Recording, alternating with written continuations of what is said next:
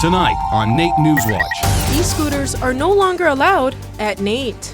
We have not given permission for either of the two companies that were licensed with the city to operate on our property. The Edmonton Public School Board is supporting students for the climate strike. We know climate change is real, we know it is urgent, we know it's going to be the defining moment for this generation coming forward. Alberta health officials are concerned with recent vaping issues. But there's also a range of concerns that he is anxious to address through regulation, through a review that'll start in November. NewsWatch starts now.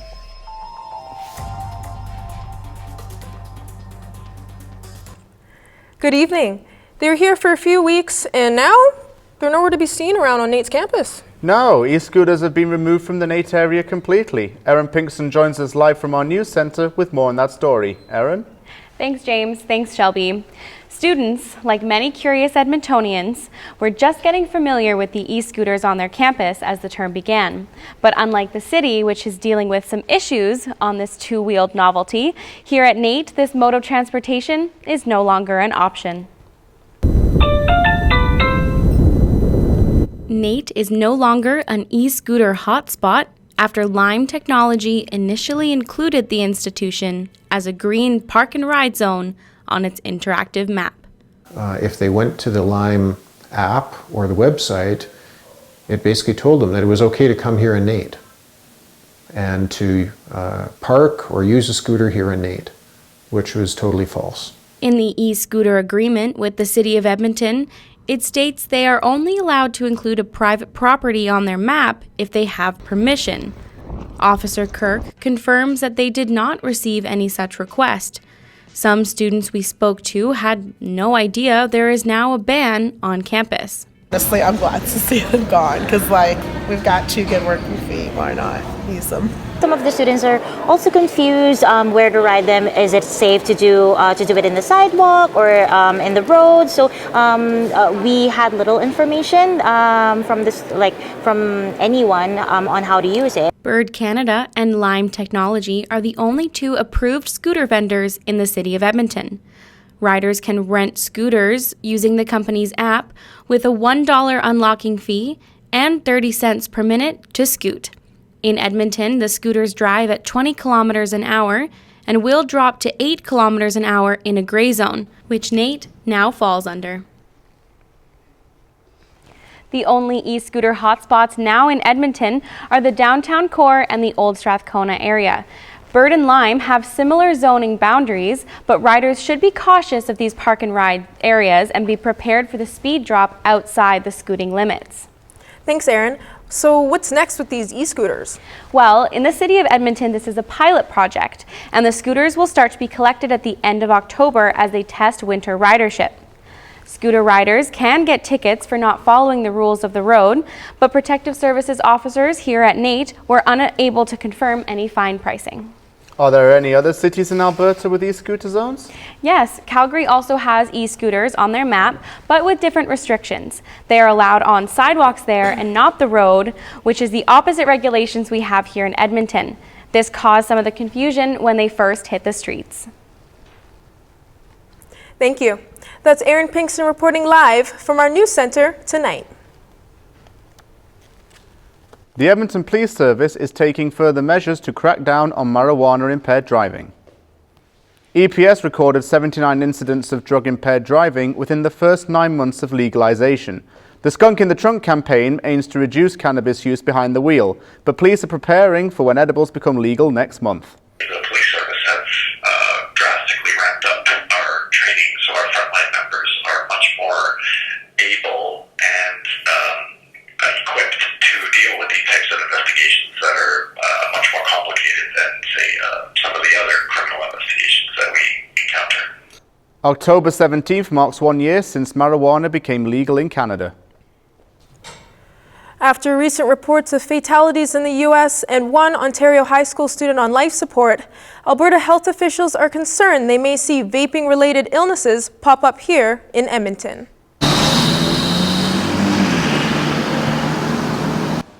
Canada's first vape-related illness case has caused some conversations with Edmontonians and Alberta health officials. The minister is concerned but does not want to jump to any conclusions about what may or may not be the cause of some of these cases.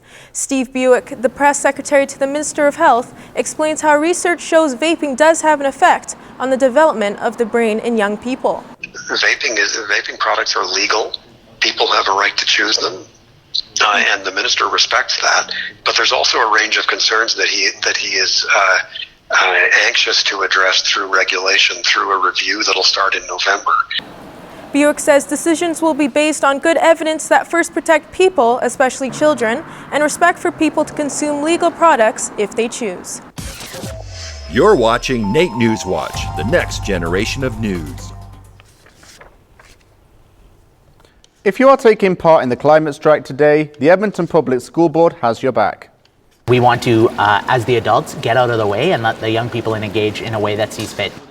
The Edmonton Public School Board voted Tuesday to allow students to attend the climate strike today without fear of academic punishment. This strike took place at the Alberta legislature and runs along other climate strikes in major Canadian cities like Toronto and Montreal. Trustee Michael Jan spearheaded the issue and asked all staff reschedule tests or assignments due today.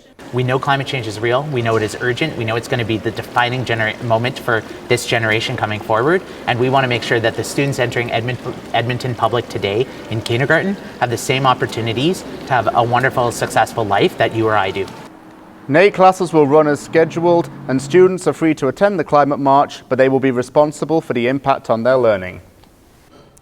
NAIT engineering technology students got the chance to see what their futures will be like working in the oil and gas industry. Yeah, 25 companies have come together to showcase the latest technologies in fracking, pipelines and bitumen upgrading.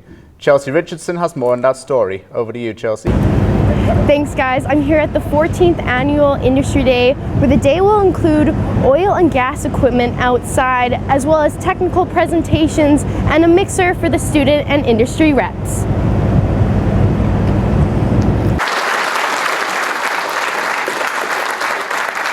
The oil and gas industry is ran by our energy-fueled economy.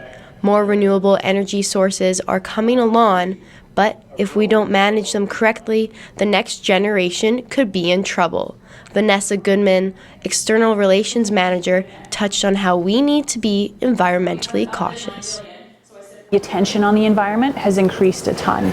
So especially in the oil and gas sector, which in some cases has a bit of a reputation for using what's given to us from the environment side of it and not paying attention to it, to making sure that it's done sustainably. We've really taken an approach where we have to make sure that those two things are balanced. The displays at the event showed live demonstrations on new technologies that are focusing on natural resources and energy to help the environment.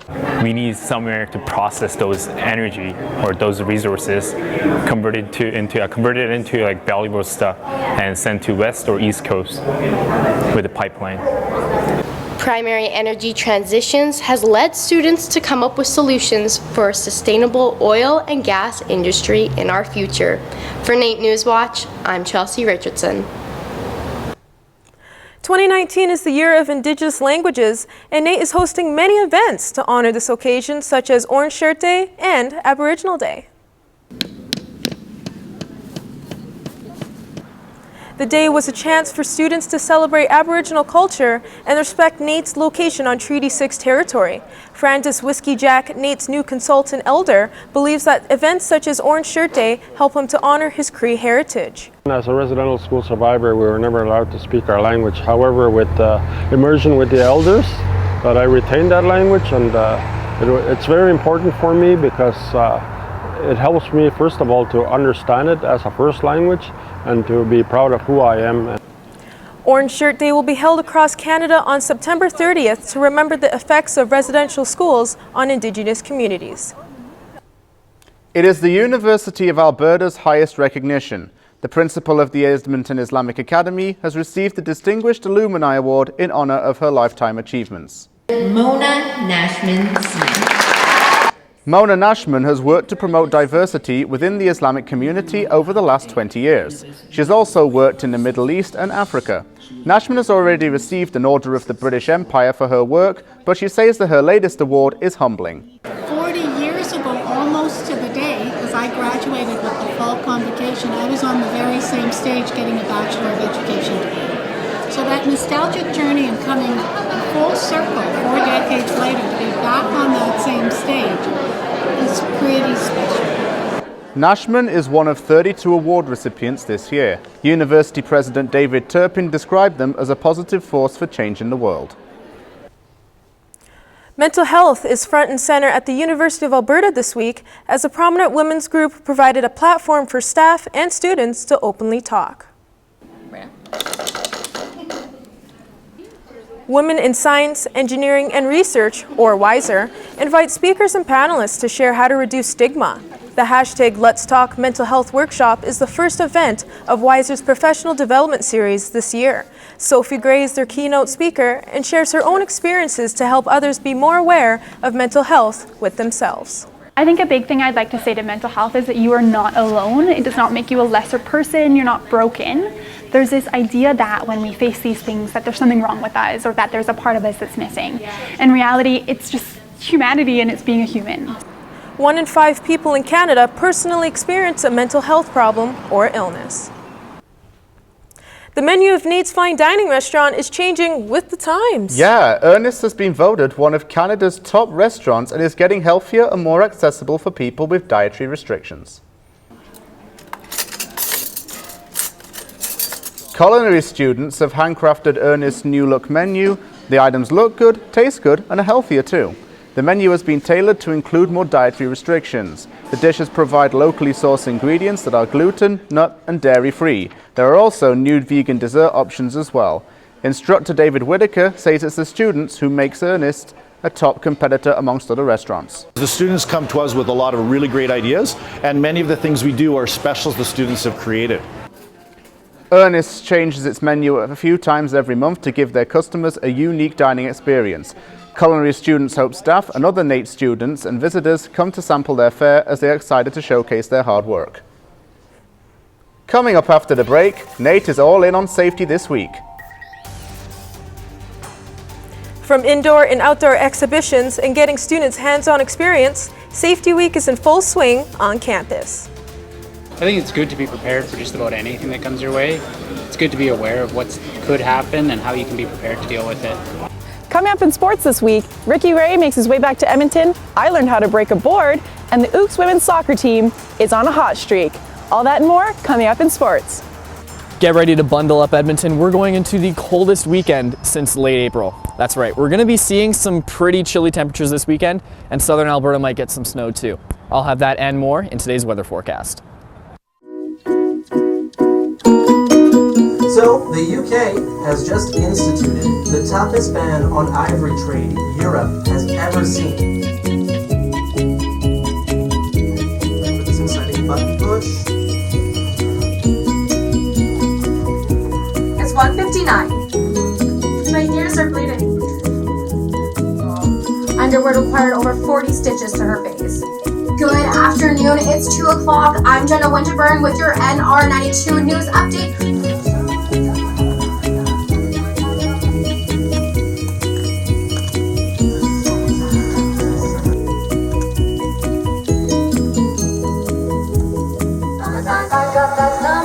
You're listening to NR92.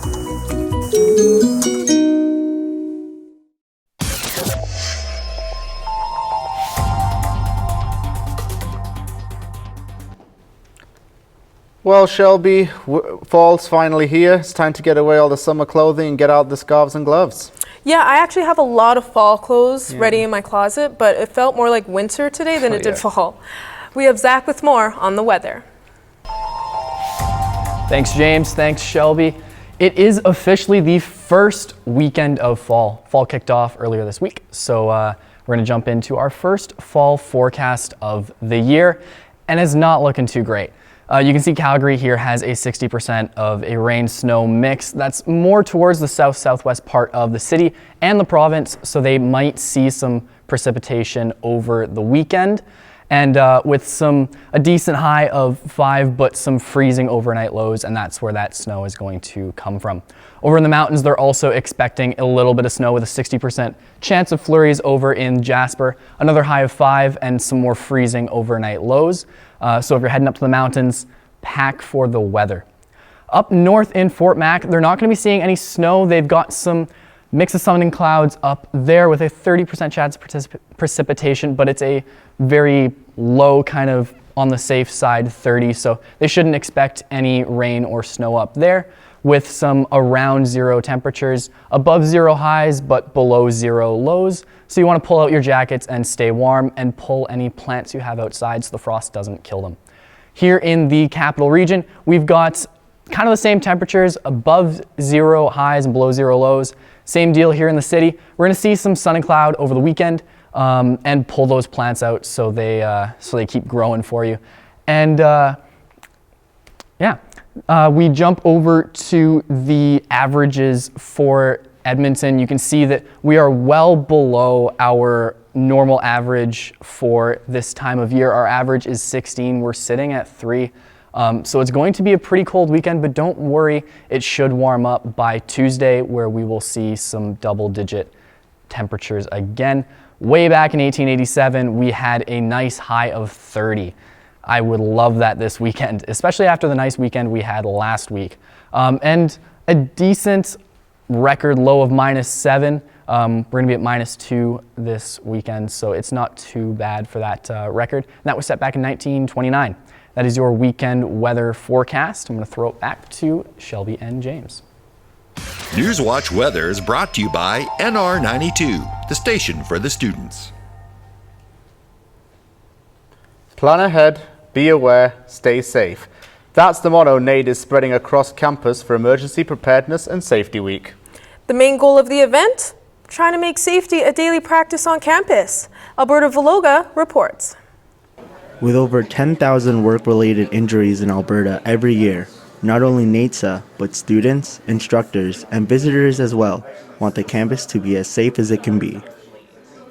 Safety to me is very important because for 3 reasons. I don't want to get injured, I don't want to die, and I don't want to lose my future job as a power engineer. With Emergency Preparedness and Safety Week wrapping up, NAIT is hoping those on campus have a better understanding of what to do before, during, and after emergencies. I think it's good to be prepared for just about anything that comes your way. It's good to be aware of what could happen and how you can be prepared to deal with it. Gwendolyn Mondragon, who works for NAIT's Health and Safety Services Department, believes that the things taught during the event are not only important for the NAIT community, but also beneficial for students who are soon to graduate and will be moving on to the workplace. You can learn all kinds of things, right? Emergency happened anywhere, so this is the time that we dedicate for the community. And yeah, this is merely for them to recognize how important it is to get prepared before they go into the work sites. Emergency Preparedness and Safety Week is also promoting the NAIT Alert mobile app. The app not only sends notifications involving emergencies around NAIT, but gives instructions on what to do to protect themselves and those around them. For NAIT NewsWatch, I'm Alberto Valoga. Well, I hear Montana has something special for us in sports this week. Yeah, I heard she almost broke her hand and that she met a football legend. Let's see what she's getting up to. Here's Montana Getty with sports. Thanks, guys. The Ooks women's soccer team has had a strong September and kicked off their season being known as the team to beat.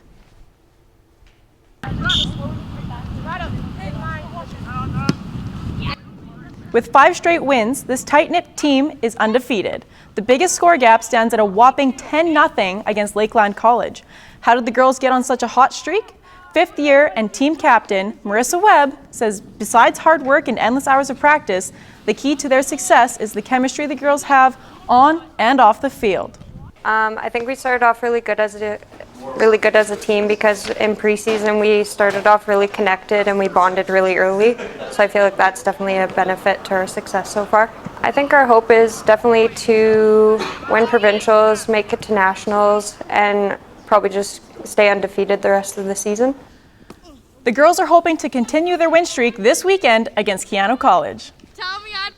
So you know how you want 2 different kinds of ice cream, but you can't decide which one to get, so you just have both? Well, meet Will Pittman, the NAIT student who chose both.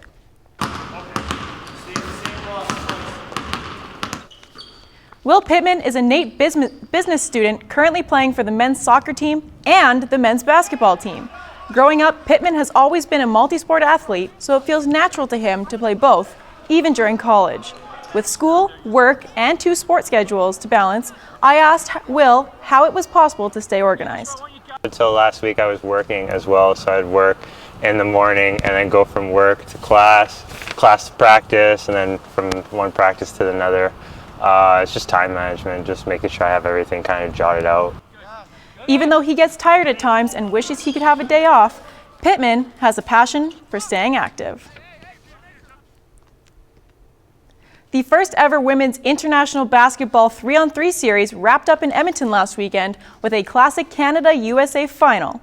The series had 15 different events all over the world, but the last of them was held at West Edmonton Mall with 2 hometown heroes on the court.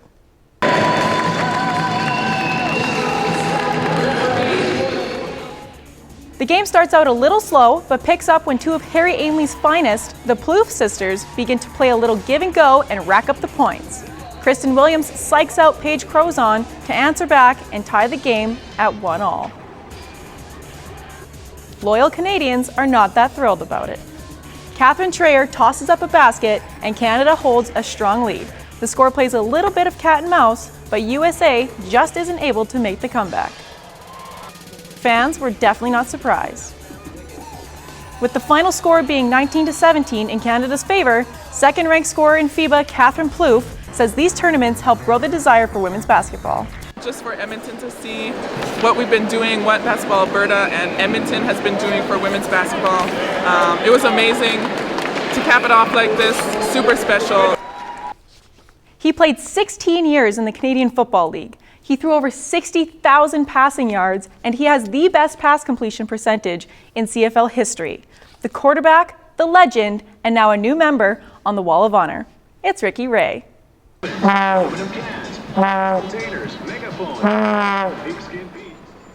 Fans of number 15 gathered at the Edmonton Eskimos game on Friday to celebrate the induction of Ricky Ray on the Wall of Honor.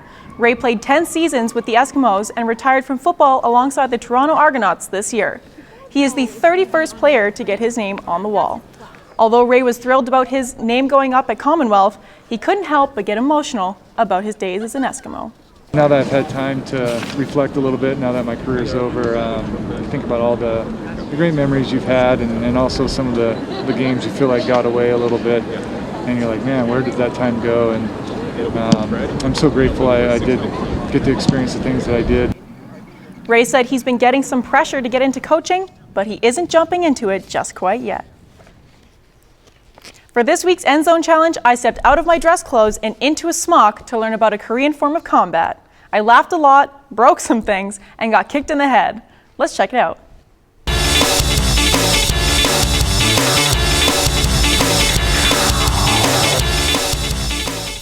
Hi, I'm here with Teresa at Phoenix Taekwondo headquarters in St. Albert. They have 9 locations. So I'm here at this one, and she's going to teach me a couple things about Taekwondo. You betcha. Teresa is a 6th degree black belt in Taekwondo. She has been coaching for 18 years and training for 20. I, on the other hand, have zero knowledge about Taekwondo, so I was a little confused at times. She's gonna kick me in the head. She also kicks really hard, but we'll get to that later. There are 3 basic kicks in Taekwondo. The inside crescent kick. So from here, we're gonna come across and touch the other side. The front snap kick. Pull your toes out so the ball of your foot kind of sticks out, and then you're just gonna snap it out, snap it back. And the front jump kick.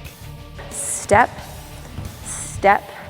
This leg is going to drive up as you jump and kick. Yeah! Oh yeah!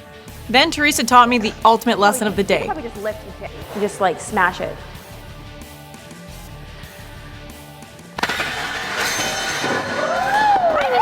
I thought I was cool until I saw Teresa kick 4 boards.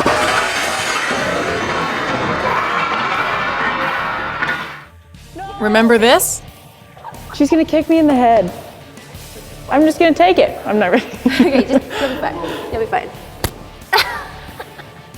Alright, so the kick wasn't that bad, but my end zone challenge was pretty awesome. Thanks again, Teresa, for teaching me how to do some cool things and kicking me in the head.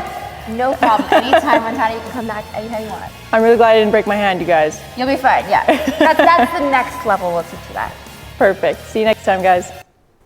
Okay, come on, Montana. She barely kicked your head. Don't be such a baby. Hey, come on. I've never been in a fighting situation in my entire life. That's not fair. I was really scared. That's all right, Montana. Shelby's just jealous that she didn't get to do Taekwondo this week. That's true. Thanks for the sports segment. Coming up after the break, we paid a visit to the Edmonton Food Bank. We met a senior volunteer who showed us how to make a hamper. Over the holiday period, we do get a lot more people coming in, especially corporate groups will start coming in. They'll do a day of giving, and theyll come in and they'll build hampers, help sort food, that kind of thing. Hey guys, I'm Paul here with Entertainment this week. I'm here with my friend Batman at the Edmonton Comic Con. I have this event and so much more in entertainment.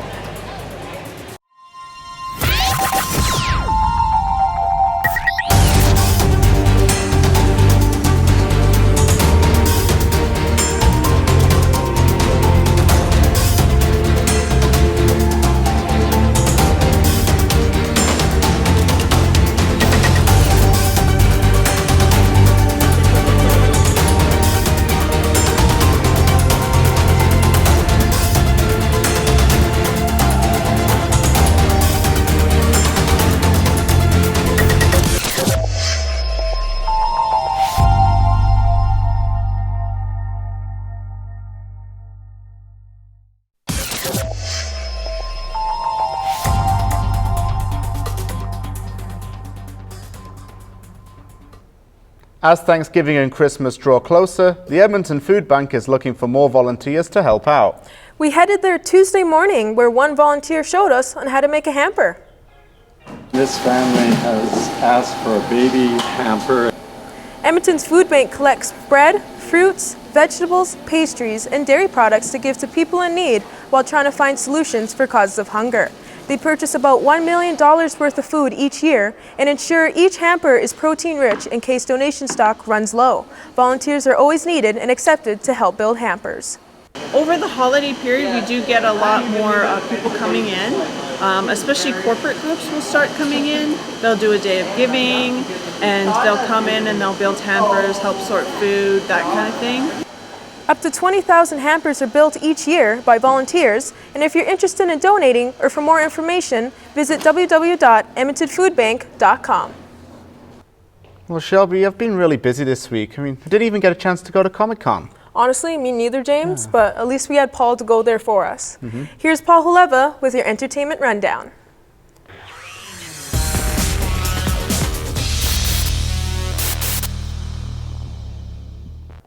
Thanks, guys. Let's start with theater. Astrology and I are like baking soda and vinegar. It's a mess. However, this true story of a 19th century female astronomer is aged like fine wine. I haven't seen anything like it on the other plates and thought of you, that you might offer some clarity. The show focuses on Henrietta Leavitt when she begins work at the Harvard Observatory in the early 1900s. Silent Sky showcases women that made crucial contributions towards the understanding of outer space. The director of the show loves the protagonist for what message she leaves behind. When you watch her story unfold, it's very hard not to become quite inspired to find your own passion that you will follow with a great deliverance. Silent Sky will be at the Walter Dale Theatre from October 2nd to 12th. Rob Hislow was a broadcaster for 25 years and spent 20 of those years in Edmonton.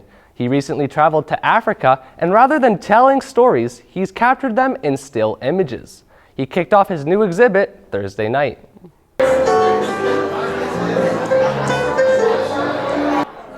Friends of Rob and the public were welcomed to the Nina Haggerty Center to see some of Rob's photos during his time in Rwanda.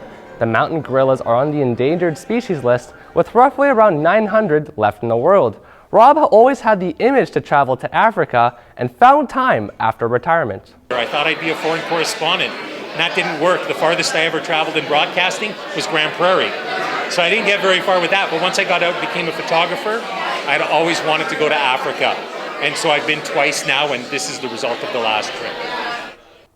The saying lights, camera, action is showcased this week with the 33rd Annual Edmonton International Film Festival.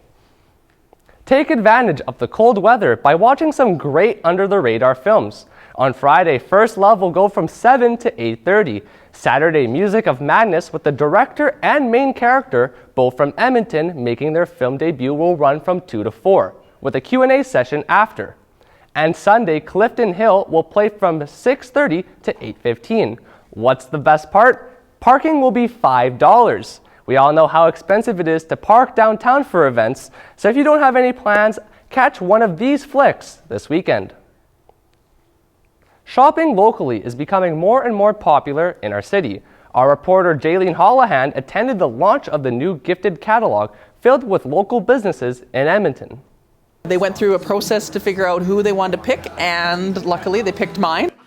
Colleen Heidegger Sweet Tooth is paying off. Her chocolate business is now one of the 107 featured products that are to be in this year's 2019/2020 gifted catalog. For Colleen, she says that by shopping locally, it helps her own little business grow. Over the years, little companies have come in where I can actually buy product from them. And through that, I'm actually able to impact their lives directly. And I'm just some little person in Edmonton. But for me, that's a way to showcase what they do. Associated with Edmonton Made, this is the 3rd edition of the gifted catalog. It showcases products from 9 different categories, from artwork to jewelry, even to clothes. 95% of businesses in Edmonton are small businesses, and so essentially they're the backbone of our economy, and the more that we support them, the more that they can help grow our economy. They provide jobs, and so it's really important for us to be going to these shops and shopping from them directly. Edmonton Made supports local businesses by telling their story with hopes to encourage more people to shop local, and vendors are grateful for events like these to showcase their work. We're all little small businesses and we're all trying to make our way in the world. But we're all very supportive, and I'm very appreciative of the people in Edmonton for being so supportive of my business. Whether you want a wooden diorama of our city or mugs that show our uniqueness, you can support local businesses too by shopping online at edmontonmade.com or by picking up the new gifted catalog. For NAIT NewsWatch, I'm Jaylene Hollahan. The annual Edmonton Comic-Con took place at the Expo Center last weekend.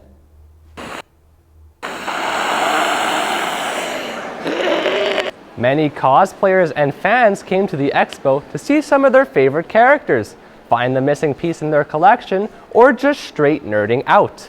A former NAIT alumni always has a blast at the event year in and year out. This is the first time I've actually done this event in costume. Oh, I would say to anybody, even if you don't have a super costume, do it in costume. It's just so much better. I love it. The next Comic-Con in Canada is in Vancouver in February.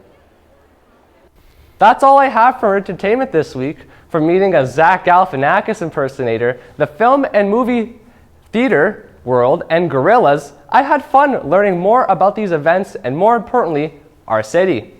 For entertainment, I'm Paul Leva. Thanks, Paul. This has been your look at this week's NAIT NewsWatch. Thanks for watching the first show of this semester, and tune in next week for more. Have a great weekend.